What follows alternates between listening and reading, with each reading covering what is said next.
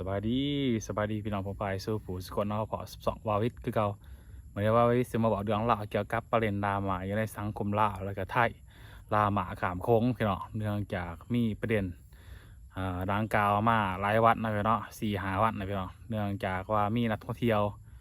เนาะสาวไทยเป็นฮารุสโลที่เสียชีวิตอยู่ที่ประเทศจอร์เจียนะพี่น้องเนาะซึ่งมันเป็นข่าวอันใหญ่หลวงเป็นข่าวใหญ่ระดับประเทศแล้วนะจ๊ะเนาะ หรือว่าหลายประเทศก็ว่าไรมันในเผยแพร่ทั่วประเทศเนาะสำหรับคนลาวเขาเองกับต่างจากประเทศไทยที่ได้รับข่าวสารคือกันเนาะวันนี้มันมีคนเขาไปแสดงความเห็นอย่างจำนวนหลายมีหนาขายคือกันครับฮารุนโซโลพี่น้องซึ่งว่าเป็นคนลาวที่เขาใส่ TikTok เนาะซึ่งคนลาวลางคนลังกาวคนนี้ก็คืออายุบรายประมาณคล้ายๆกันก็ฮารุนโซโลเนาะประมาณ20 กว่าปีเพื่อนเนาะ20 กว่าปีหนาขายกันดีๆพี่น้องแล้วก็มียอดเบิ่งหันหลายแสนวิวได้ไหมเนาะก็คือประมาณ3.2 ล้านวิวเนี่ยพี่น้องถ้าจำบ่ผิดเนาะคนเขาไปเบิ่งไลฟ์เพราะว่านายคือกันเขาไปทักเขาไปคอมเมนต์ถามเนาะว่าแมนฮารุนโซโลบ่เนาะเจ้าตัวก็ออกมา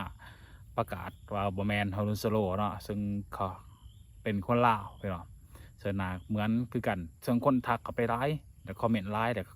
แล้วก็คลิปใน2ของเราจากคนเบิ่งลักพันก็กลายเป็นอ่าลักหมื่นลักแสนเลยเนาะสุดท้ายเนี่ยวิวทะลุไปที่3,200,000วิวเนาะถึงในอ่าคนละลังกาวนะพี่น้องแต่ว่าคนบันนี้ต่อมามันเป็นประเด็นดราม่าอ่าย้อนว่าเพิ่นหันไปต่างซื้อ2บาทไปต่างซื้อ2เป็นฮารุสโล2เนาะพี่เนาะซึ่ง2ทยิตเราก็บ่ฮู้ว่าเราว่าซึ่งเป็น2หยังแต่ว่าวิกก็เคยเห็นผ่านอยู่แต่ว่าบ่ได้ฮู้ซื้อ2แล้วนะแต่ว่าก็เห็นผ่านๆไปแต่ว่าก็เบิ่งคือกันเนาะเห็นผ่านๆไปบัดนี้เราได้มีคนไปทักหลายไปคอมเมนต์หลายไปอิหยังหลายอาจจะแบบว่าขู่ทอบ่ต้องการแหน่แต่อาจจะคิดเราอาจจะคิดว่าถ้าเปลี่ยนซื้อ2ไปให้ฮารุสโล2อาจจะเป็นว่าแบบว่า คนเขาไปกดติดตามไลฟ์คนเมืองไลฟ์เก่าๆนะเพราะว่ายอดวิวใน2ของเรามันไลฟ์เนาะ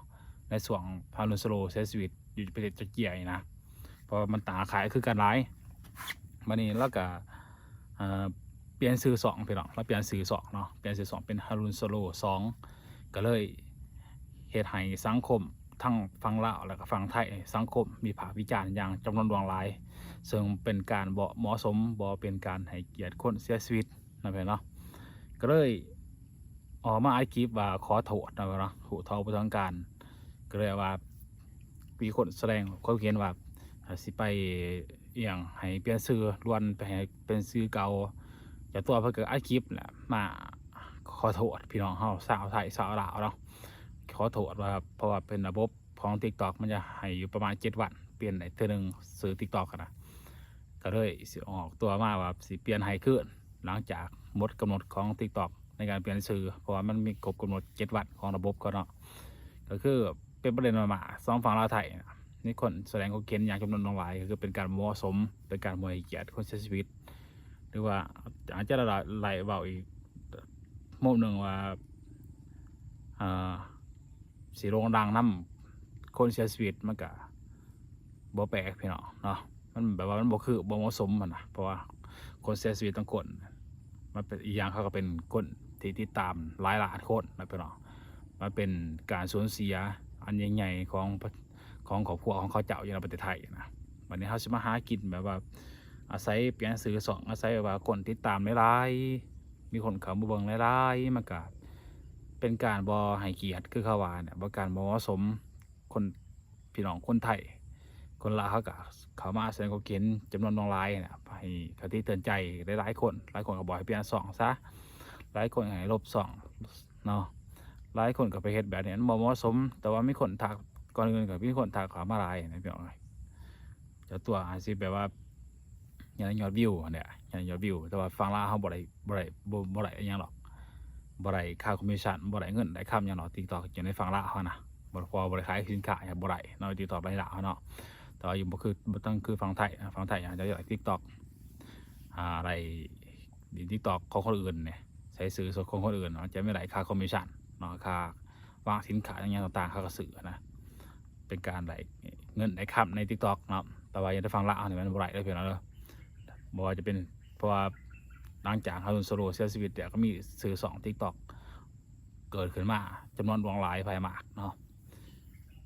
อาจจะเป็นการเหมาะสมเหมือนกันนะบาวิดว่าเนาะหลายคนก็หากินกับคนเสียชีวิตเดี๋ยวเป็นคนหลังก็ว่าอะไรพี่น้องเป็นฮารุนโซโลเนี่ยหลายสองเนาะว่าจะเป็น FC ก็ยังให้หูว่าเป็น FC เลยพี่น้องอีกอย่างความเหมาะสมของการเป็น FC ก็คือดูคลิปคอมโบลงเนาะมันในก็คนหลายคนก็ไปเบิ่งใน2 FC หรือว่า2อย่างต่างๆนะบ่ได้เบิ่งใน2ลักนะถ้าว่าเบิ่งใน2ลักอาจจะเป็นแบบว่าเฮาไปเบิ่งปุ๊บถ่ายอยู่ในประเทศไทยเนาะถ่า2เป็นของอยู่ในประเทศไทยนะเขาเบิ่ง2ลักเงินมันจะเข้า TikTok หรือว่าเข้าอ่าของย่ายเนาะของย่ายฮารุนโซโลนะแล้วก็ของครอบครัวของฮารุนโซโลมันก็เป็นได้หลายเพิ่มเติมไปเติมแตบ่ยังได้เป็นส่วนหลายจะเป็น TikTok เนี่ยหลายเนาะแต่ว่าใน YouTube บ่ค่อยเห็นเนาะ YouTube ก็จะเป็นข่าวอหย่างต่างๆใน YouTube เราบ่ค่อยมีคนcopyไปเฮ็ดแบบนี้นะเพราะว่ามันเป็นคลิปยาวใน YouTube เนาะมันเป็นคลิปยาวคลิปสั้นคนส่วนหลายคนจะบ่เฮ็ดในการจากไปของฮารุนโซโลมาเป็นเนาะวันนี้คนจำนวนนั้นบ่ฮู้ว่าเขาคือแบบไรถ้าเป็นอยู่ในไทยcopyเขาแบบนั้นก็คือแบบว่าบ่ฮู้ว่าเป็นผิดกฎหมายบ่ไปดาวน์โหลดคลิปยาวของผู้อื่นมาลง TikTok นะเพราะว่า TikTok มันเกิดขึ้นหลายของ2ฮารุนโซโลนะมันบ่แม่น2ลักนะแล้วคนก็เข้าไปเบิ่งเขาไปคอมเมนต์เป็นจำนวนหลายเลยผู้ติดตามบ่ได้คอมเมนต์หยอแซะอะไรเนาะตอนนี้อาจจะเป็นหลายคนแบบว่าไปเฮ็ดแบบนั้นนะแต่ว่าอยากได้ผู้ติดตามแต่ว่าเฮิงป่าอาจจะเปลี่ยนชื่อเป็นชื่อ2ตัวเองเลยมีผู้ติดตามหลายนะ